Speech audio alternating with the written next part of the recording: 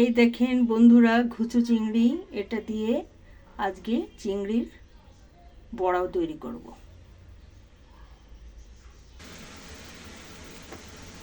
চিংড়ি মাছ বাটায় এই যে পেঁয়াজ বাটাটা দিয়ে দিলাম আর রসুন বাটাটা দিয়ে দিলাম, লবণ,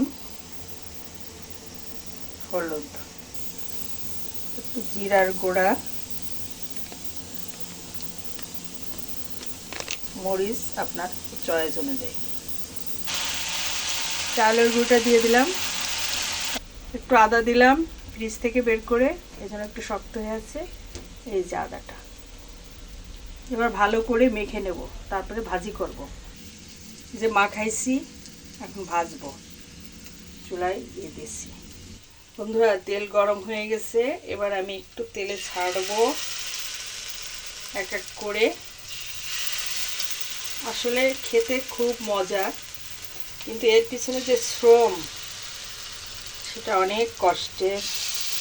আমরা মেয়েরা পুরুষদের কাছে মনে হয় যে আমরা কী বা করি, ঘরে একটু রান্না বান্না করো, তো এই হলো আমাদের লাইফ।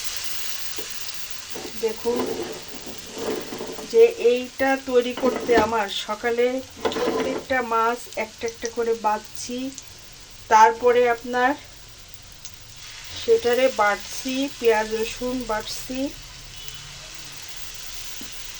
তো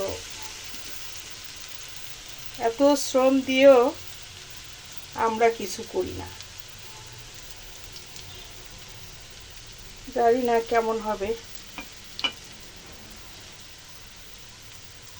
একটু দেখানো হয়নি, আমি একটু ওই বেসন পাউডারটা দিছিলাম অল্প করে, 1 চামচই দিছি। বন্ধুরা, যেহেতু আমি এটা ভাজি খাবো, যদি আমি রান্না করতাম তাহলে এটা নারকেলের দুধ দিয়ে রান্না করলে আমি এই বেসন পাউডারটা দিতাম না। যেহেতু ভাজি খাবো তাই একটু বেসন পাউডার দিছি। আর একদিন নারকেলের দুধ দিয়ে খাবো, আজকে এটা করলাম, নারকেল ছুলে পারিনি। যাও আর কি, দেখতে থাকুন। এই যে একবার উল্টাইছি, ওইটা অবশ্য উল্টাইনি, ওটা একটু পরে দিছিলাম। আস্তে আস্তে এটাকে আমি ভাজি করব। বন্ধুরা, ভাজিটা ডান, নামাই নিয়েব। অনেক সময় লাগলো ভাজি এইটা করতে। একটু মুসমুস করতে গেলে চাউলের গুঁড়িটা আর একটু বেশি দিতে হয়, তাহলে অনেক সুন্দর হয়। ভালো থাকবেন। আমি কোহিনুর আক্তার, নড়াইল। আসসালামু আলাইকুম।